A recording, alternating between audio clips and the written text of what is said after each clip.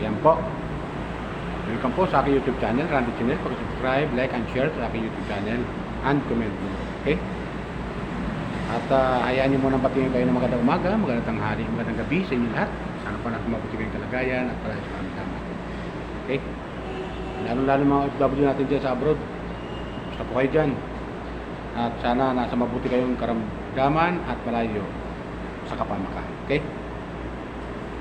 Tuloy tayo. Itong vlog ko ay patungkol to doon kay Midget. Yung tungkol doon sa billboard.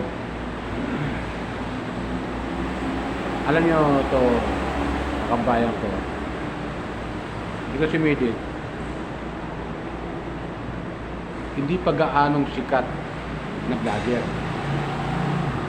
Hindi pa gaanong sikat na vlogger, pero kita nyo naman, mura siyang billboard. Ang dahilan yan, bakit siya nagkaroon ng billboard? Dahil sa kanyang ginagawang kabutihan,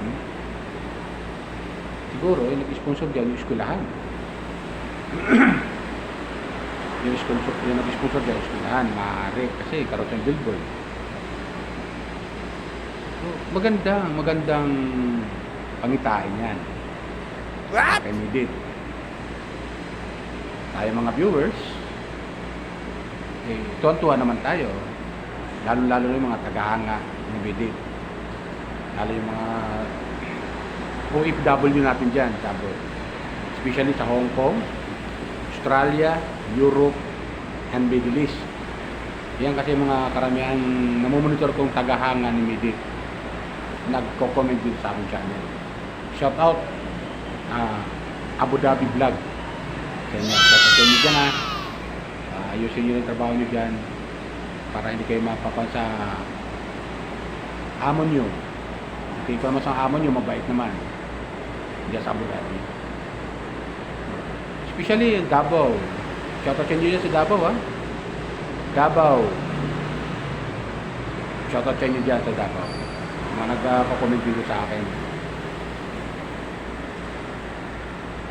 Tapos yung taga Bulacan, shoutout sa inyo sa Bulacan.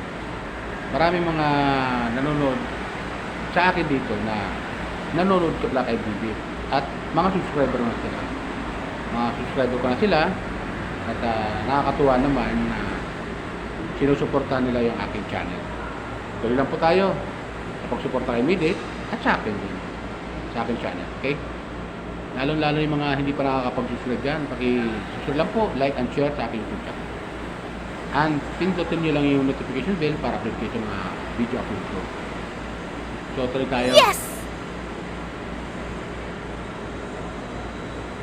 Yung nga nagtuwa ko kay Midit dahil sa dito doon sa kanyang billboard. Tipin nyo. Alam nyo naman, bibihira yung magkaroon ng mga billboard. Diba? Kasi karamihan nangyayari dyan, celebrity. Karamihan celebrity. At bago ilagay yung billboard mo sa isang lugar, ay malaki yung binabayad sa inyan. Pero dito kay Midit, tansya ko, dahil sa sponsor na kanyang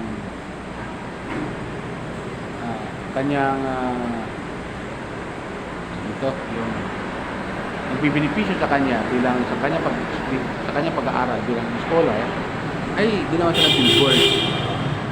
Ang ibig sabihin lamang niya, mga kabayan ko, subscriber ko, supporter ng Midit, ibig sabihin lamang niya na marami ang humahanga kay Midit.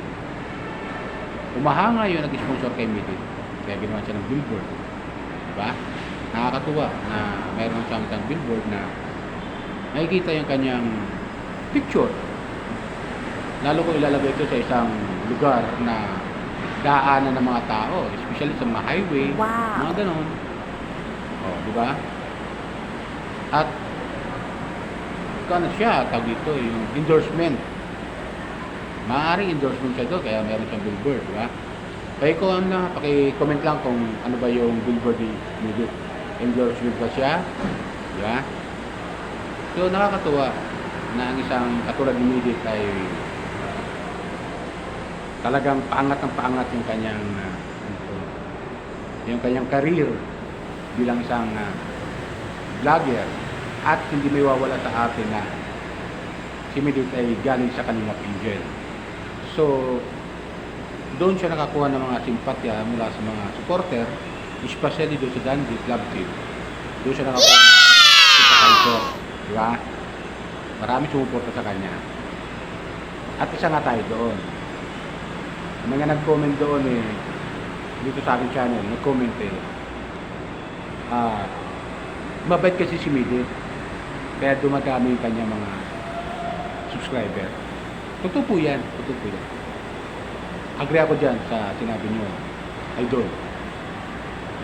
Kung bakit ganyan si Midit, dahil sa kanyang ugali na talaga mapagpakumbaba at mapagmahal. Wow. Mapagmahal. Especially sa kanyang pamilya. Lalo sa mga supporter niya. Diba? Ganun siya magmahal. Kawawa naman.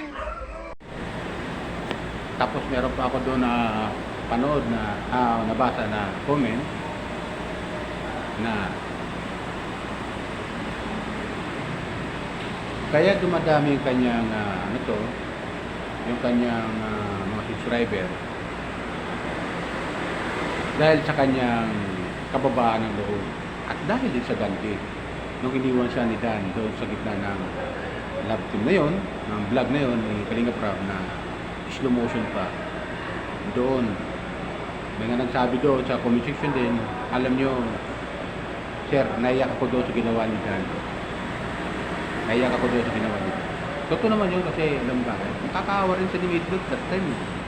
Napabuntong hininga na lang, napahininga ng malalim na ganun-ganun lang biglang mawawala yung love team nila bilang Dandy love team. Pero ganun pa man, Wow. mabun tayo doon. Pero hindi ko kasi mapaansiwari sa aking mga dito sa aking vlog, dito sa mga comment section na yun. Hindi ko maiwasan, hindi ko mabasa yung mga comment nila At yun, ang nagbigay kay Midit ng chance na maging isang vlogger. At kita nyo naman, dahil din pa na siya, tumutulong na sa mga kabataan. So, hindi lang vlogger si Midit, charity vlogger. Charity vlogger na siya. Masasabi natin si Midit ay isang celebrity. Celebrity na siya dahil marami siyang supporter. Pumunta sa Hong Kong, sinlubo siya. Pumunta sa Robinson, dito sa Manila. Ganun din, marami nagpa-picture sa kanya. Yes! Diba? Saan ka pa? Kung hindi siya kilala, di ba? Kung hindi siya nakilala dahil sa Kalingap Angel, di wala. Dadaan na siya ng tao kasi hindi siya ganong kilala. Pero ngayon, nakikilala na siya. Maraming sumusuporta sa kanya. Ganon kabait ito si Midit. Talagang sobra talagang hinahangaan ng mga supporter niya, especially ako. Mahanga ko Midit kasi talagang nakikita mo sa kanya yung talino at nakita mo sa kanya yung pagiging isang madiskarting bata. Kaya nga binigyan siya ng sponsoran siya ng eskwelahan Sinagot na lahat hanggang matapos yung kolehiyo. Kasi yung sponsor na yun, yung may-ari ng eskwelahan, yung namumuno sa eskwelahan ay bumibilib sa kanya, bumahanga sa kanya. Isipin niyo, nung madiscover siya ni Kalinga Prab, marami humahanga kagad kay Midit. Pero yan, titinda siya ng chiplan para makatulong sa kanyang pamilya at at the same time, makatulong din sa kanyang pag-aaral. Yung pamunuan ng eskwelahan, napanood si Midit, at nakitaan nila ng potensyal na may talentong batang ito. Wow. Yun, nag-sponsor sa kanila. Nag-sponsor sa kanya. Diba? Sponsoran siya. Ay, karangalan ng eskwelahan na magpatapos sila ng isang estudyante na katulad ni Midit na isang masipag na bata. Karangalan niya ng eskwelahan. Diba? Ginawa siyang model. Saan ka pa? Model siya ng eskwelahan. Kung ano-anong kurso ang ipinakita niya doon, sinusuot niya para lang makita siyang maging model siya ng eskwelahan. Diba? Kaya maganda yung ginawa ni Midit. Maganda.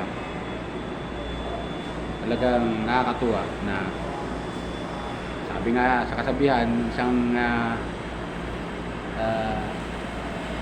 salitang ano to,